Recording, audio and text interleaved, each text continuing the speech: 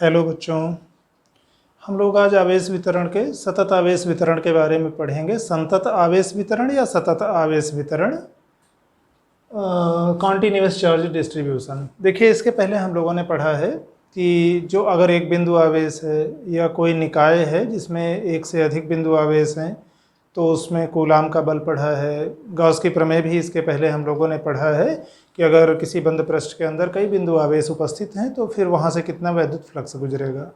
संतत आवेश वितरण का मतलब ये है कि आवेश बिंदु के रूप में न हो करके या अलग अलग जगह पर बिंदु आवेशों के रूप में न हो करके एक बराबर रूप से फैला हुआ है। मुख्य रूप से तीन प्रकार से हम लोग देख सकते हैं। एक तो मान लो कोई वस्तु बहुत पतली, जैसे विमा हम लोग देखते हैं, एक विमा, दो विमा और तीन विमाएं। एक उदाहरण लेते हैं, मान लो हमारे पास एक पतला लंबा तार है, तो पतले लंबे तार में केवल लंबाई है। आप किसी एक निश्चित बिंदु के सापेक्ष आपको दूसरे बिंदु के लिए लंबाई बताना है कि यहाँ से वहाँ तक आप कितनी दूर हो। तो एक पतला लंबा तार वो रेखीय चालक हुआ। उसमें थोड़ा सा और आप आगे बढ़िए तो एक समतल पृष्ठ पे आइए, वो पृष्ठीय चालक हुआ। मतलब अगर उसके पूरे पृष्ठ पर एक बराबर रूप से आवेश फैला है। और फिर तीन विमाओं में आ जाइए, जैसे मान लीजिए कोई आपके पास ठोस गोला है, ठोस घन है, घनाभ है, सिलेंडर है, बेलन है, ठोस, तो उसके अगर पूरे आयतन में आवेश फैला हुआ है तो आवेश वितरण का वहाँ से हम लोग आयतन घनत्व निकालेंगे। तो पहली बात तो ये कि सतत आवेश या संतत आवेश वितरण का मतलब है कि जब आवेश बिंदु आवेश के रूप में न हो करके चालक की लंबाई पर, पूरे पृष्ठ पर या संपूर्ण आयतन में वितरित हो। अच्छा, यहाँ भी दो स्थितियाँ हो सकती हैं। हो सकता है पूरे चालक पर एक बराबर रूप से आवेश फैला हो, एक समान वितरण हो, और ये भी हो सकता है कि भिन्न भिन्न स्थानों पर आवेश का वितरण अलग अलग प्रकार से हो, उसका घनत्व अलग अलग हो। अगर आवेश का वितरण का घनत्व अलग अलग है, किसी स्थान पर आवेश ज़्यादा है, किसी आवेश पर उतनी ही दूरी में, मान लीजिए लंबाई की बात कर रहे हैं तो तार की मान लो डेल्टा एल लंबाई पे एक जगह आवेश डेल्टा Q1 है और उसी चालक में थोड़ा आप आगे जाते हो तो उसी लंबाई डेल्टा एल पर आवेश डेल्टा Q2 है, तो फिर हमें अलग अलग स्थानों पर अलग अलग आवेश घनत्व प्राप्त होगा। वैसे सरलता के लिए हम तो उस स्थिति में फिर हम लोग अलग अलग खंडों का निकाल के योग करेंगे। अभी इसीलिए परिभाषा में अभी सतत आवेश वितरण के तीन प्रकार, रेखीय आवेश वितरण, पृष्ठीय आवेश वितरण और आयतन, पूरे आयतन में आवेश का वितरण, उसके आधार पर हम लोग उसको रेखीय आवेश घनत्व, पृष्ठीय आवेश घनत्व या आयतन का आवेश घनत्व कहते हैं। अभी जैसे पहले पर आते हैं रेखीय आवेश घनत्व, पहली हेडिंग, अब उसके तीन प्रकार में। तो रेखीय आवेश घनत्व क्या है?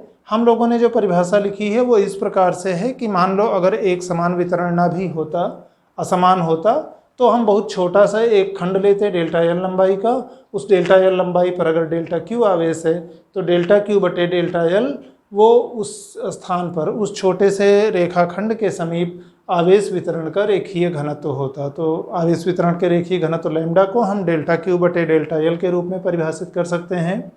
अच्छा, गणितीय रूप से अगर देखें, अगर डेल्टा एल बराबर 1 या SI मात्रकों में कह रहे हैं तो डेल्टा एल बराबर 1 मीटर, तो डेल्टा एल का मान अगर एकांक हो तो फिर डेल्टा क्यू का मान लैम्डा के बराबर होता है। तो डेल्टा एल अगर 1 हो गया तो लैम्डा बराबर डेल्टा क्यू, यानी आवेश वितरण का रेखीय घनत्व या रेखीय आवेश घनत्व आवेश की वह मात्रा होती है जो एकांक लंबाई के रेखीय चालक पर फैली होती है।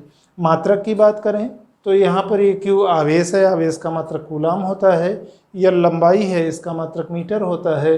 तो कूलाम बटा मीटर वो आपके रेखीय आवेश घनत्व का मात्रक हो गया। कूलाम बटे मीटर, कूलाम का प्रतीक कैपिटल C, मीटर का स्मॉल m, और विमीय सूत्र लिखना चाहे लैम्डा का, ध्यान दीजिएगा यहाँ लैम्डा तरंग दैर्ध्य नहीं है। जैसे इसके पहले हम लोग तरंग जब पढ़ते रहे हैं तो लैम्डा तरंग दैर्ध्य के रूप में ध्यान रहा होगा। ये आवेश वितरण का रेखीय घनत्व है। तो ये आवेश क्यूब AT और ये लंबाई और इकट्ठे कर लेंगे तो L-1 TA, ये इसका विमीय सूत्र होगा। अब इसी तरह से हम लोग पृष्ठीय आवेश घनत्व और आयतन आवेश घनत्व की परिभाषा लिख सकते हैं। अब इसी तरह दूसरा देखते हैं, पृष्ठ आवेश घनत्व या आवेश वितरण का पृष्ठीय घनत्व। सरफेस चार्ज डेंसिटी सिग्मा से प्रदर्शित करते हैं, आधा ना की तरह बनता है हिंदी के, ये इसका उच्चारण है सिग्मा। और उसी तरह इसको भी परिभाषित करेंगे। मान लो हमारे पास कोई पृष्ठ है, पृष्ठ के डेल्टा ए क्षेत्रफल पर अगर डेल्टा क्यू आवेश एक समान रूप से फैला हो, देखिए पूरे पृष्ठ पर भले एक समान रूप से ना फैला हो, लेकिन जो हमने छोटा सा डेल्टा ए पृष्ठखंड लिया है उस पृष्ठखंड पर जरूर एक समान रूप से आवेश फैला है, और बाकी अगर पूरे पर एक समान रूप से फैला है तो आप पूरा क्षेत्रफल और पूरे आवेश से निकाल लेंगे, तो डेल्टा हटा देंगे। फिलहाल मान लो डेल्टा ए क्षेत्रफल पर डेल्टा क्यू आवेश अगर एक समान रूप से वितरित हो, तो जो आवेश वितरण का पृष्ठीय घनत्व है, एक और तरीके से इसका नाम कह सकते हैं, जैसे यहाँ हमने लिखा था पृष्ठ आवेश घनत्व या पृष्ठीय आवेश घनत्व, तो उसी को कह सकते हैं आवेश वितरण का पृष्ठीय घनत्व। सिग्मा इस प्रकार होगा कि सिग्मा बराबर डेल्टा क्यू बटे डेल्टा ए। जो पिछली बार हमने लैम्डा बराबर में डेल्टा एल कहा था लंबाई रेखीय के लिए, यहाँ पृष्ठीय के लिए डेल्टा ए। और उसी तरह से अगर डेल्टा ए का मान 1 हो जाए तो सिग्मा बराबर डेल्टा क्यू, यानी एकांक क्षेत्रफल के पृष्ठ पर आवेश की मात्रा, उपस्थित आवेश की मात्रा उस आवेश का पृष्ठ घनत्व होती है। उसी तरह मात्रक लिख लेंगे। सिग्मा का मात्रक क्या होगा? आवेश का मात्रक कूलाम, क्षेत्रफल का मात्रक मीटर स्क्वायर, प्रतीक रूप में सी अपान एम स्क्वायर या CM-2।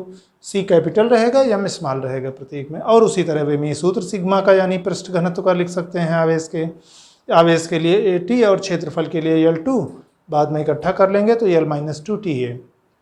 अच्छा, एक चीज़ और ध्यान रखेंगे, जैसे चाहे पिछला लैम्डा रहा हो रेखीय घनत्व, चाहे ये सिग्मा है। देखिए अगर Q का मान धनात्मक होगा तो सिग्मा धनात्मक होगा, Q का मान ऋणात्मक होगा तो सिग्मा ऋणात्मक होगा, यानी धनावेशों के लिए आवेश घनत्व धनात्मक होगा और ऋणावेश के लिए आवेश घनत्व ऋणात्मक होगा। अब इसके बाद तीसरा देखते हैं, आवेश वितरण का आयतन घनत्व। इसी तरह से आवेश वितरण का आयतन घनत्व देखते हैं तीसरा। मान लो पूरे वस्तु के पूरे आयतन में अगर आवेश फैला हुआ है तो आयतन आवेश घनत्व, या कई बार संक्षेप में हम लोग आवेश घनत्व कहते हैं। एक शब्द पर हम लोग थोड़ा ध्यान देते हैं, घनत्व पर। घनत्व यानी डेंसिटी। इसके पहले जब हम लोग घनत्व पढ़े हैं तो घनत्व बराबर द्रव्यमान बटे आयतन, यानी किसी वस्तु के एकांक आयतन में उपस्थित द्रव्य की मात्रा को हम लोग उस वस्तु का घनत्व कहते हैं। अब उसी घनत्व के साथ अगर आपने आवेश लगा दिया तो समझो आवेश का घनत्व हो गया। अब केवल आवेश घनत्व कह रहे हैं तो समझ लीजिए एकांक आयतन में उपस्थित आवेश की मात्रा। यहाँ इसीलिए हम लोग चाहे आयतन आवेश घनत्व कहें, या अगर हम आयतन, पृष्ठ या लंबाई कुछ नहीं बता रहे हैं, केवल ये कह रहे हैं कि आवेश का घनत्व है, तो समझ जाना कि आवेश का आयतन घनत्व है। रो से प्रदर्शित करते हैं, पी की तरह बनता है, थोड़ा सा तिरछा ऐसे गोलाई में, ये उसका उच्चारण है। वॉल्यूम चार्ज डेंसिटी, या संक्षेप में केवल चार्ज डेंसिटी, वॉल्यूम नहीं भी कहेंगे तो चलेगा। तो आयतन आवेश घनत्व क्या होता है? जैसे पिछली दो परिभाषाएं दी थी कि अगर किसी वस्तु के डेल्टा V आयतन में डेल्टा Q आवेश एक समान रूप से फैला है, पूरे आयतन में भले एक समान रूप से ना फैला हो, पर हमने जो छोटा सा आयतन का खंड लिया है डेल्टा V, उतने में जरूर एक समान रूप से फैला है। तो अगर डेल्टा V आयतन में डेल्टा Q आवेश एक समान रूप से वितरित हो तो आवेश वितरण का आयतन घनत्व, चाहे आप कहो आवेश वितरण का आयतन घनत्व, रो या ये दो नाम, इस प्रकार होगा कि रो बराबर डेल्टा Q बटे डेल्टा V। और पिछली परिभाषाओं की तरह अगर एकांक आयतन आप लेते हो यानी डेल्टा V बराबर 1, तो रो बराबर डेल्टा Q, यानी एकांक आयतन में उपस्थित आवेश की मात्रा आवेश घनत्व के बराबर होती है। फिर उसी तरह रो का मात्रक आवेश घनत्व का कूलाम बटे मीटर क्यूब, और विमीय सूत्र L-3TA। एक सवाल लगाते हैं इसके बाद। प्रश्न देखते हैं। 2.4 मीटर व्यास के किसी एक समान आवेशित चालक गोले का पृष्ठीय आवेश घनत्व 80 माइक्रो कूलाम प्रति वर्ग मीटर है। निकालना है पहली बात तो ये कि गोले पर आवेश की मात्रा क्या होगी, और दूसरी बात गोले के पृष्ठ से निर्गत कुल वैद्युत फ्लक्स क्या है। देखिए कि दिया क्या क्या है। एक तो हमको दिया हुआ है ये चालक गोले का व्यास दिया हुआ है, ठीक। दूसरा, उस पर आवेश का पृष्ठीय घनत्व कितना है, 80 माइक्रो कूलाम प्रति वर्ग मीटर, ये दिया हुआ है। हमें निकालना क्या है, गोले पर आवेश की मात्रा। देखिए आवेश के पृष्ठ घनत्व में अगर हमको आवेश, क्षेत्रफल और आवेश घनत्व, आवेश का पृष्ठीय घनत्व, तीन में से दो चीज़ें पता हो तो तीसरी हम निकाल सकते हैं। यहाँ पर व्यास पता है तो व्यास से हम लोग त्रिज्या निकाल करके गोले का पृष्ठीय क्षेत्रफल निकाल सकते हैं, 4πr², गोले के संपूर्ण सतह का क्षेत्रफल। तो वहाँ से हम लोग जब a मिल जाएगा हमको, a बराबर 4πr² से, क्योंकि r हमको यहाँ से मिल जाएगा। सिग्मा यहाँ से मालूम है तो क्यू का मान निकाल लेंगे। तो पहला भाग हम लोग इस तरह से करेंगे। अभी देखते हैं प्रश्न में दिया क्या क्या है। पहली बात तो व्यास 2.4 मीटर का मतलब है कि गोले की त्रिज्या या उसका आधा यानी 1.2 मीटर होगी। और आवेश का पृष्ठीय घनत्व या पृष्ठावेश घनत्व दिया हुआ है 80 माइक्रोकूलम प्रति वर्ग मीटर। ये SI मात्रकों में बदल लेते हैं। 80 का मतलब 8 × 10⁻1, माइक्रो का मतलब 10⁻6, इकट्ठा किए तो 8 × 10⁻5 कूलम बटे मीटर स्क्वायर। फिर सिग्मा हमको मिल गया है, ए अभी यहाँ से निकाल लेंगे। सूत्र हमें क्या पता है, सिग्मा बराबर डेल्टा क्यू बटे डेल्टा ए। छोटे खंड के लिए अगर देखते, अब यहाँ पर चूंकि एक समान रूप से आवेशित गोला है तो पूरी सतह पर एक बराबर रूप से फैला है, तो आप क्यू बटा ए कह सकते हो, जहाँ क्यू पर कुल आवेश की मात्रा है और ए कुल पृष्ठीय क्षेत्रफल है। तो यहाँ से आप क्यू बराबर ए को इधर गुणा में लेके चले और सिग्मा इंटू ए का मान 4πr² के बराबर होगा, क्योंकि यह ए गोले का पृष्ठीय क्षेत्रफल है जो कि 4πr² होता है। तो Q बराबर सिग्मा इंटू 4πr², सिग्मा 4 पाई का मान और r त्रिज्या का वर्ग रखे और सरल किए, और उत्तर मिला कि उस गोले पर आवेश की कुल मात्रा 1.45 × 10⁻³ कूलम, या 10⁻³ को आप मिली लिख सकते हो तो 1.45 मिली कूलम होगी। फिर दूसरे भाग पर अभी गोले के पृष्ठ से निर्गत कुल वैद्युत फ्लक्स कितना है, ध्यान दीजिएगा।